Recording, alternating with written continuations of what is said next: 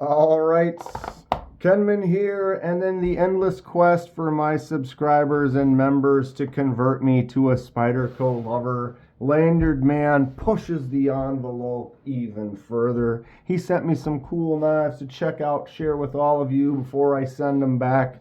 But these guys are all trying to turn me into Spyderco lover, and I think they're succeeding. N Valley really kicked it into high gear, but this one right here from Lanyard Man, I'm excited to share with you. If you watch some of my lives, I'm live on Thursday night, 6 to 9 Central Standard Time, and I do some vertical lives here and there. Join me. Good stuff. Thanks again to Lanyard Man. Let's get into this Spyderco. There it is. Boom. Box on the floor. This is the Smock. Wash. Boom. Look at this thing. I've been kind of on the fence with what I like from Spyderco, but this one is a little different, and it is fantastic. Look at the action on this. My main issue with Spyderco's is I struggle with opening them. I think it's more me than anyone else. I have big, long hands, big fingers. I don't really have any right now because I've sent them all back. But on like a PM2 or something, when I get in there to open it like this, my fingers wrapped around so far that often I'll get stuck like here and caught in the hole and won't get it full open. Well, the design of the Smock is a little different. I get in there, boom, it flicks out, no problem. Thumb, easy peasy. Flipper tab. Well, I slipped off there, but you can just see the action on this is great. Apparently there's there's two detents or something in there, and Lanyard Man removed the one and then added skiff bearings. Correct me if I'm wrong, something to that, which makes this thing ridiculous smooth. But look at how the access to that hole, you don't even see the whole hole. Sure. But barely, look at my thumb, barely gets to it, but look at how easy that opens up. Flipper tab, effortless, drop shut when you hit that button. Flick out, super satisfying. This knife is fantastic. All stormtroopered out. We got smooth, super smooth G10. I didn't even realize it was G10. I didn't know that it could get so kind of shiny smooth, but it's cool. And then we have CPM Rex 45 on the blade steel on this one. Got the Spyderco logo, says Spyderco, and the Rex 45 on this side. And then Taiwan on this side. Some of them are made in different places. This one is made in Taiwan. There's the Maker's Mark logo. Boom. This is a great knife. It's probably my favorite Spyderco. What is your favorite Spyderco? Comment below. Look at that really nice shape on the blade. We've got a beautiful hollow grind right there. Solid, no movement, no play, drops great. There isn't a detent since it's a button lock, but that button right on the end has a nice little satisfying pop, pops it in there. Can we talk it? I can get it out and try to force it, but then it wants to stay in. So talking it's actually kind of difficult because it does want to hold in there. And if I'm not trying to hold on and I'm just flicking out, it's going to flick all the way out. So ultimately for a button lock, that detent feels really good, or the quality of the detent feel on said button lock. Words. Action is great. Like I said, he modified this from original settings a little bit, put those skiff bearings on there, and it just feels incredible. Well, a little slippery. I almost feel like they could maybe put a couple of jimps on there. I like a lot of jimps, but this is just a clean, smooth flipper. It works good most of the time, but you've seen I've slipped off a little bit here and there. The design aspects of this is smooth all the way around. The handle's very smooth. This is smooth. Not many jimps. Just got 3 of them right there, kind of larger jimps. They do feel good. I could use a bunch. Give me the jimp, you know what I mean? Put a couple jimps on there. Help a guy out. I probably need to set up a rig and start jimping stuff on my own. What do we think about that? The KDK jimp treatment. I don't know.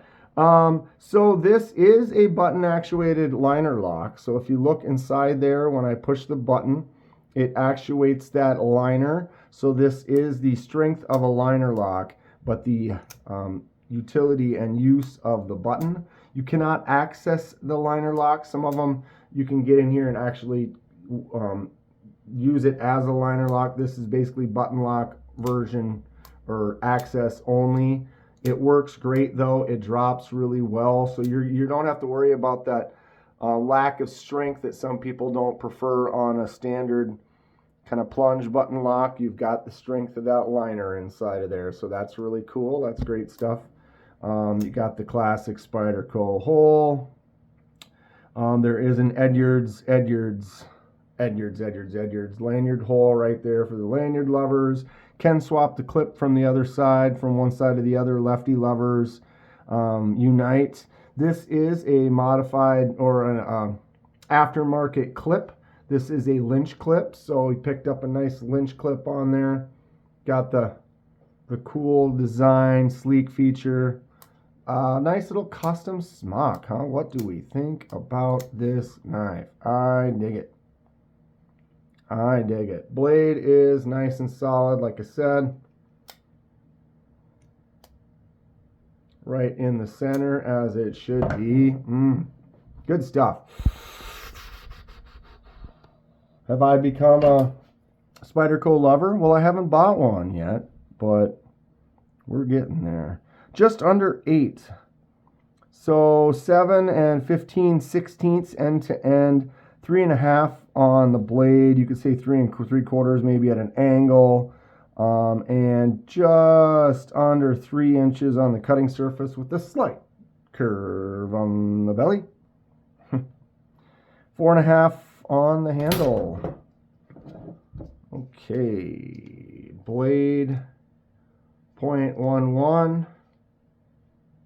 And that 1/1 carries all the way out to there. Nice top, couple of jimps, really slick hollow grind with a good point that's just right in a good spot for getting in there and doing some work. But I love a hollow grind. That is good looking stuff. Thickness handle 0.46.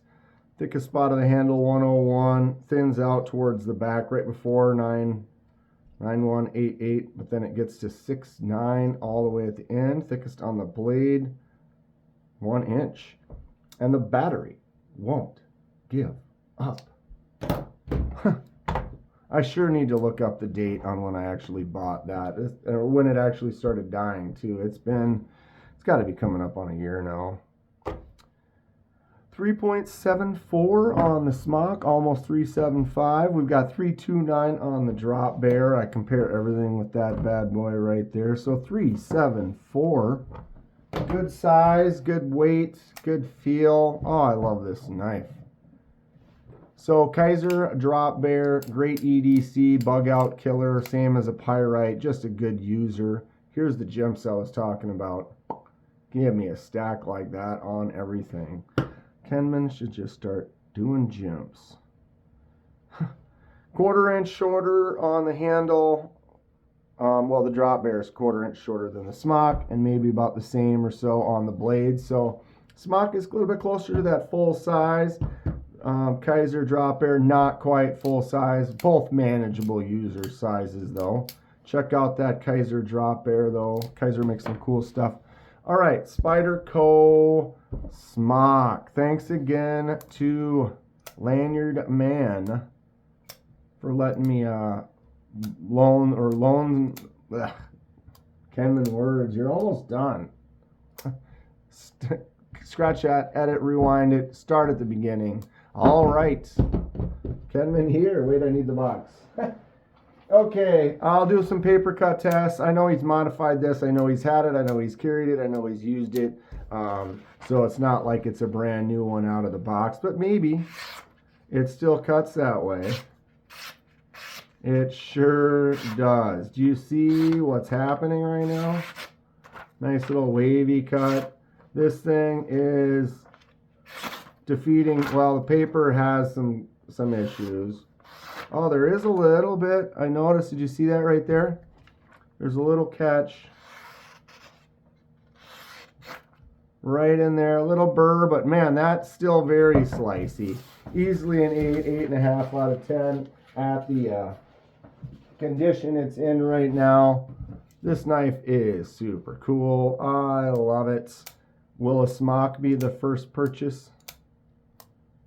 Certainly possible. I'm also thinking PM2s, but that UK PK slip joint with the magnet cut, that one's pretty rad too. I'm loving Spydercos more and more every day.